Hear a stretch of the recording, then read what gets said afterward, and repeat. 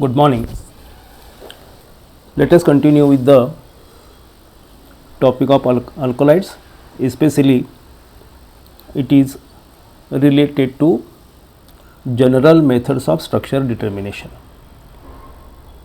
Some of the tests related to these general methods of structure determination we have seen in earlier lecture. So, rest we are going to deal in this particular YouTube lecture. In case of alkalides, there is possibility of presence of N-methyl group. So, methods for detection and estimation of N-methyl groups are to be considered here. We will see one by one. One of the method is Herzig and Meier's method. Herzig and Meier's method. So, Joseph Herzig proposed this method. He was an Austrian chemist. So, Herzig and Meier's method is used to detect N-methyl group. In this method, the alkaloid is heated with HI. The methyl iodide released is estimated by silver salt method. So, let us see the reactions. In this case, the compound is having N-methyl group NCH3. It is boiled with HI at 423 to 573 Kelvin. During this boiling with HI, we get the methyl iodide, which is volatile in nature. This methyl iodide form in the reaction is dissolved in silver nitrate.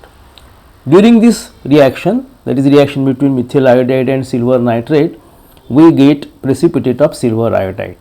This precipitate of silver iodide is further estimated, and by using this relation 1 mole of N-methyl group corresponds to 1 molecule of methyl iodide corresponds to 1 molecule of silver iodide. So, by using this methodology the estimation is carried out. There is another technique which is distillation with KOH and the nature of N-methyl group is investigated. When we boil the N-methyl compound, that is alkalide, with potassium hydroxide, and if it contains one N-methyl group, then we get methylamine. So, boiling of the alkalide, boiling of the compound with potassium hydroxide gives, if it gives one methylamine, then it has one NCH3 group. When there is such dimethyl group, N-dimethyl group, and when we boil with KOH, we get dimethyl aniline. When we have trimethyl group and boil with KOH, we get trimethylamine, and when we have free amino group, we get ammonia. So, you will be asked to differentiate. With one N-methyl group, we get methylamine. With two N-methyl groups, we get dimethylamine. With three N-methyl groups, we get trimethylamine, and with no N-methyl group, that is only ammonia amino group, then free amino group, then we get ammonia. So, there can be MCQ type questions which are used to differentiate between these different functional forms, that is number of N-methyl groups 1, 2, 3, 4. With 1 we get methylamine, with 2 we get dimethylamine, with 3 we get trimethylamine, and with a free amino group we get ammonia. Okay. Then next is to investigate nature of heterocyclic ring. It is investigated by several methods. One is called as Hofmann's exhaustive methylation. As the name suggests, it is proposed by Hofmann. It is related to methylation, but the methylation is exhaustive, total methylation, complete methylation. It is named after its discoverer August Wilhelm von Hofmann. The reaction involves the formation of a quaternary ammonium iodide salt by treatment of the amine with excess of methyl iodide, which is called as exhaustive methylation, followed by treatment with silver oxide and water to form a quaternary ammonium hydroxide. So, see once again, the reaction was proposed by August Wilhelm von Hofmann. What is the reaction? The reaction involves quaternization to get quaternary ammonium iodide salt by treatment of the amine with excess methyl iodide. So, we start with the amino compound that is alkaloid, and with excess of methyl iodide we get a quaternary salt which is further treated with silver oxide in water, means it is silver hydroxide, and we get corresponding quaternary ammonium hydroxide. So, the reaction was proposed by August Wilhelm van Hofmann, who was a German chemist who made considerable contribution to organic chemistry, and the reaction Hofmann's reaction is named after him. Okay. See the steps. What is exhaustive methylation? The process of alkylation with methyl groups until all possible methylations have been achieved. The quaternary ammonium hydroxide having hydrogen at beta position to nitrogen on heating eliminates one molecule of water and tertiary amine, leaving behind olefin. Let us see the reaction, the steps. First reaction is hydrogenation, that is to saturate the organic molecule. Then methylation with excess methyl iodide. Then hydrolysis to form quaternary hydroxide, and then there is beta elimination, that is dehydration. See the reactions. So, as we have seen in earlier slide, this is pyridine molecule. This is a just example. This pyridine is saturated to piperidine by hydrogenation, because for Hofmann's exhaustive methylation the system must be saturated. Then this is methylated exhaustively. So, as it is having NH group, it needs 2 methyl iodide molecules to methylate it to quaternary salt. So, this is quaternary ammonium iodide. Okay. This is further treated with AgOH. So, how to get AgOH? We have seen that it is obtained by silver oxide with in aqueous medium. So, iodide is converted into hydroxide, and in the next step, as the last step, dehydration with beta elimination. So, this is beta group. So, with elimination of molecule of water, we get an olefin and this amino compound. This is actually a tertiary amino compound, 3 substituents are there. Then this can be continued further, the reaction can be continued further, and again we can have quaternary ammonium salt, quaternary ammonium iodide, quaternary ammonium hydroxide, and again beta elimination gives 1,4-pentadiene. Of course, this undergoes isomerization in the last step. So, this the entire series is like this. See once again, pyridine is saturated to piperidine, piperidine is converted into quaternary iodide, quaternary iodide is converted into quaternary hydroxide, which undergoes beta elimination giving an olefin and tertiary nitrogenous compound.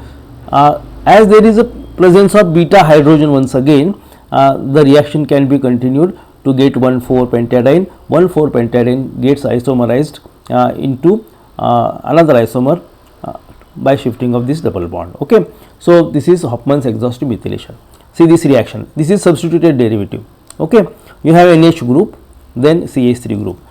This is exhaustive methylated, then we get quaternary ammonium iodide, which is treated with silver hydroxide, then there is a beta elimination giving the same reaction. So, you will be asked to write a note on Hofmann's exhaustive methylation. You can write any one of these, and if MCQs are asked, then you can write the answers. So, the steps are hydrogenation, methylation to get quaternary salt, hydrolysis to get quaternary hydroxide, and last step is methylation, beta elimination. So, there is another method called as Emday's degradation method. It is also called as Emday reaction or Emday's reduction. It is a method for reduction of quaternary ammonium cation to tertiary amine with sodium amalgam. What is the beauty of this reaction? This reaction uses sodium amalgam. In earlier reaction, in Hofmann's exhaustive methylation, we use methyl iodide and silver oxide. In this case, we use sodium amalgam. It is useful for compounds without beta hydrogen. See the importance. In Hofmann's exhaustive methylation, we require beta hydrogen. Those compounds which do not have beta hydrogen undergo Emday's degradation. So, we will see one example. Hermann Emday, he was born on 10th December 1880, and he was a German chemist, and he died on 19th July 1935. Okay. Let us see the reaction. So, in this case there is absence of beta hydrogen. So, this compound isoquinoline is initially hydrogenated by using sodium ethanol. Then sodium ethanol converts this compound into a saturated this ring is saturated. Then the nitrogen is converted into quaternary ammonium iodide in the first step by CH3I. Two steps are written together here. So, first step is reaction with methyl iodide, which converts this nitrogen into quaternary ammonium iodide, and then treatment with silver oxide in aqueous medium, it gets converted into silver hydroxide. So, we get quaternary ammonium hydroxide. This quaternary ammonium hydroxide undergoes dehydration and we get this product. This is further treated with methyl iodide. Again we get a quaternary salt, and with NaNH3 reduction, the last step is different, it is reduced and we get 2-methyl styrene, and this group is freely eliminated. So, those compounds which are without beta hydrogen undergo MDase degradation, and the beauty here actually you must have sodium amalgam, it must be NaHg, not NH3, it must be NaHg. Sodium amalgam is used in the reaction. Then there is third method which is called as von Braun's method, it is for secondary and tertiary amines. So, what is the reaction? The reaction is, suppose this is a secondary amino group, then by benzylation it is converted into benzyl derivative, and in the next step actually the cleavage is taking place. By distillation we get a portion like this, we get a dibromopentane, the ring is cleaved at these two positions. So, we get 1,5-dibromopentane and phenyl cyanide as the one product, and this is 1,5-dibromopentane. So, ring cleavage takes place in case of tertiary amines. This is for secondary and tertiary amines. The same type of reaction is shown over here. So, we continue and we get this, actually this is related to Hofmann's method. Okay. So, once again go through these reaction. First reaction is Hofmann's exhaustive methylation, then second is MDase degradation, third is von Braun method.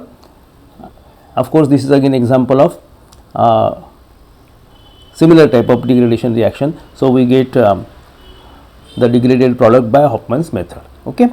So, you are expected to write note on these reactions, and you will have to answer MCQs with reference to these. Thank you.